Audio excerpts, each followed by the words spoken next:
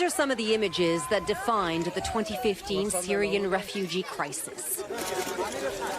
They escaped the civil war, tried to make their way onto European soil and beyond, seeking asylum. So many dying along the way. Among those who attempted the perilous journey was Imad al-Arnab. He eventually arrived in the UK with $15 in his pocket and knowing a thing or two about how to make good hummus. He went from washing cars in London to owning a popular Syrian restaurant in the heart of the city, an idea that was too wild to even dream. Your journey takes you from Syria to Turkey to Greece to Macedonia, Serbia, Hungary, Germany, Austria, France, the UK, and now to one of the most recognizable streets in London. I had my wife, daughters, family, which is the most important part. When you lose almost everything, you start thinking about what is important and what is not important. I am so happy person. I am so grateful person. Grateful to the UK that took him in, but Syria is no longer the same country he left behind. And then suddenly, I cannot wait to go back.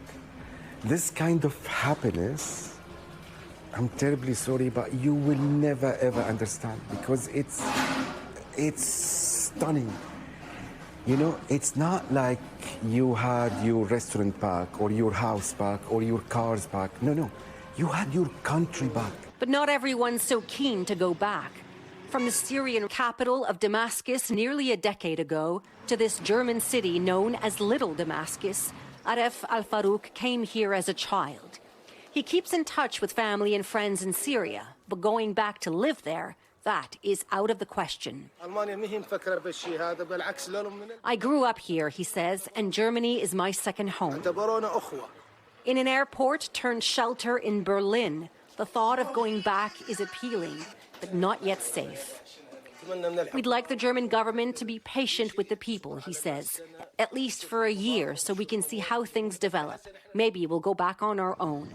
Their homeland might be free, but there's often no physical home to go back to. 13 years of civil war have left much of Syria in ruin, with 90% of the population living in poverty, according to the UN. 6 million Syrians became refugees, with Germany taking in nearly 1 million asylum seekers back in 2015. They built a new life here. And in a country with a shortage of skilled labor, the health sector now depends on thousands of Syrian doctors. But Germany is also seeing the far right gaining ground. The suspect in the Magdeburg Christmas market attack that killed 5 people was from Saudi Arabia, amplifying calls from the anti-immigration AfD party for the deportation of immigrants. Meanwhile, Austria is not only preparing a deportation program, it's offering Syrian refugees a cash incentive of $1,000 to go back. The UN is warning Syria does not yet have the infrastructure required for the mass return of its people. We want the return to be voluntary, to be secure, and to be sustainable as well, so that when they return, that they can stay and not be displaced again, either inside Syria or again having to flee the country. Does Syria emerge from a dictatorship to a democracy, or does it descend into a power struggle between anti-Assad groups? Imad al-Arnab has no doubt.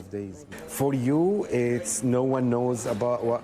For us, if we get rid of Assad, we can do anything. Anything. Sky is our limit. The UN says more than 50,000 Syrians have returned to Syria since the fall of Assad. But millions are waiting to see what happens next. Daniele Hamamdjian, NBC News, London.